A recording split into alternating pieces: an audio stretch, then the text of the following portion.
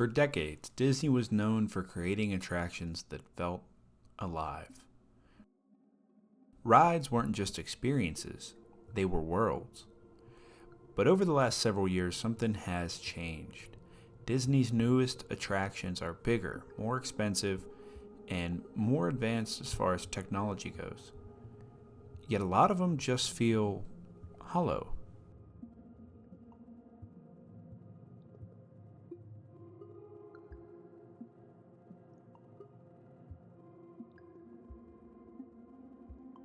To understand the problem, we have to look at what Disney once excelled at. Classic attractions like Pirates of the Caribbean, Haunted Mansion, and Spaceship Earth weren't built around intellectual property, or IP as a lot of people call it. They were built around story. These rides, they took their time. They trusted atmosphere, pacing, and physical sets to do the work.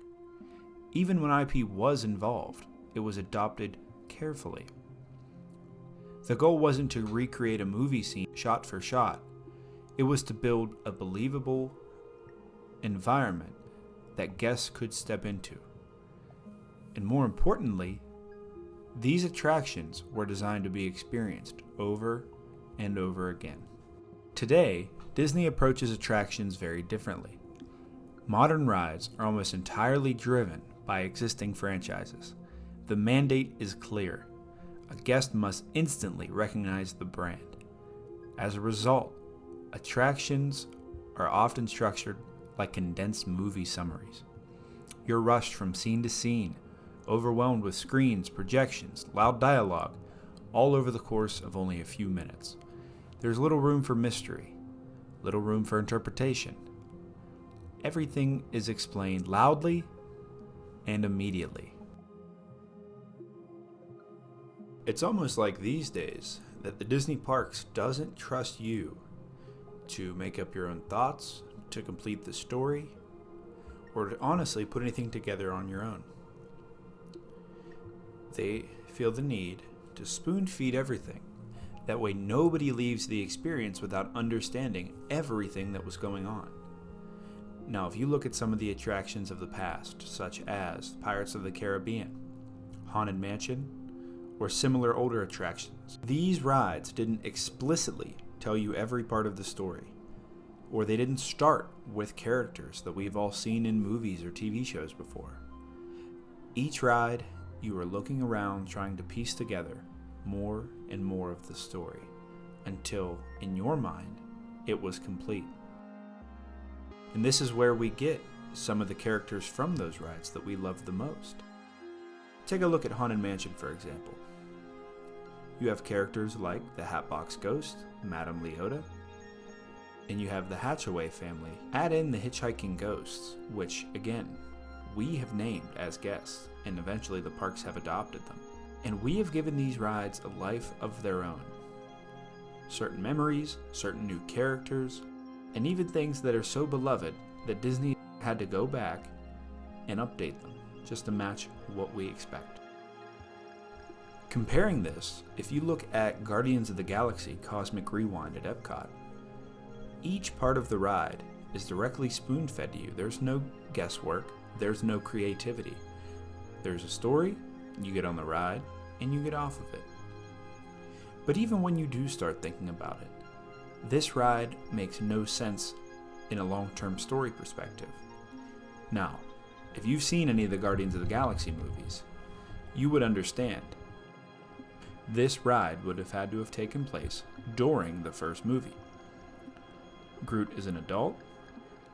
Gamora knows where she's at and what she's doing.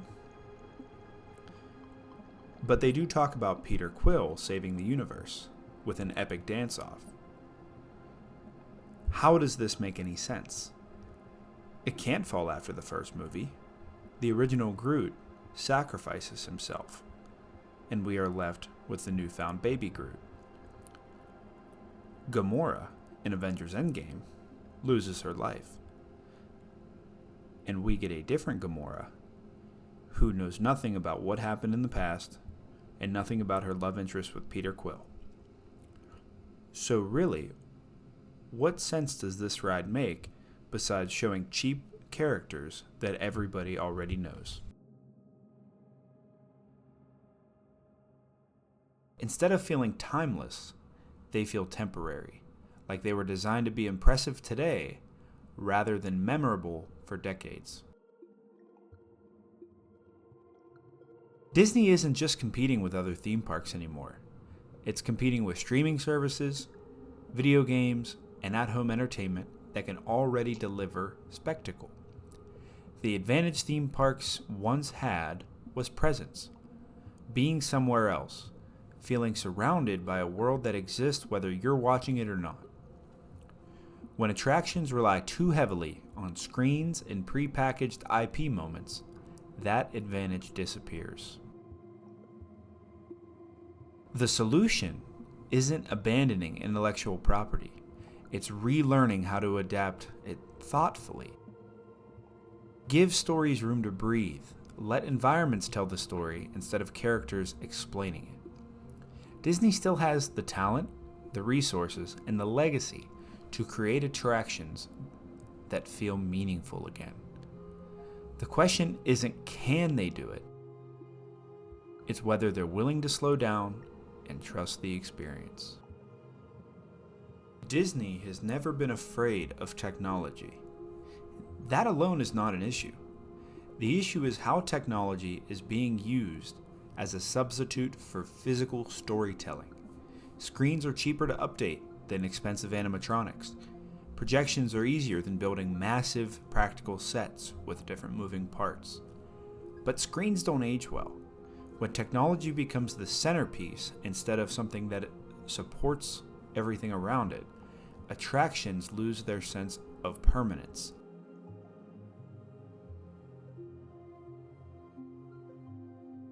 So what do you think? Do Disney's modern attractions feel immersive to you? Or do you miss the slower, more atmospheric experiences of the past? Let me know your thoughts and comments. Thanks for watching.